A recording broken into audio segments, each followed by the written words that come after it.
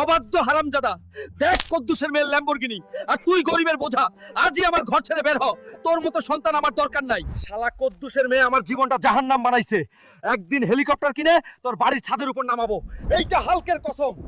Engineer সাহেব, একটা কাজ দেন, ও পেটে ভাত নাই। এই রে সবুজ দানব, তোকে দেখে কাজ দিতে আসছি নাকি সার্কাস খুলছি? ভাগ এখান থেকে। এখন কি করব, কাজও পেলাম না। মনে হয় আমার জীবনটা শুধু মার খাওয়ার জন্যই। আয়রন রাজাকে হারালে 50 কোটি, এটা কি সত্যি? শোন গ্রামবাসী, কেউ আছে নাকি যে আয়রন রাজাকে হারিয়ে 50 কোটি জিততে পারবে? না থাকলে পরিষ্কার বল, তোরা সবাই নামর্দ। আমি লড়বো আয়রন রাজাকে, কিন্তু কেউ স্কিপ করিস না। লাইক দে, তারপর দেখ কিভাবে এই হাতেই রিং কাঁপিয়ে বদলানি। শেষ পর্যন্ত না দেখলে বুঝবি না। ওই গরিব হাল্ক, আমার সামনে দাঁড়াতে আসছিস, তোর যোগ্যতা কি রে? গরিব হাল্ক বলেছিলি না, এই নে গরিবের ঘুষিতে আজই তোকে রিং এর বাইরে পাঠালাম। দেখ গ্রামবাসী, গরিব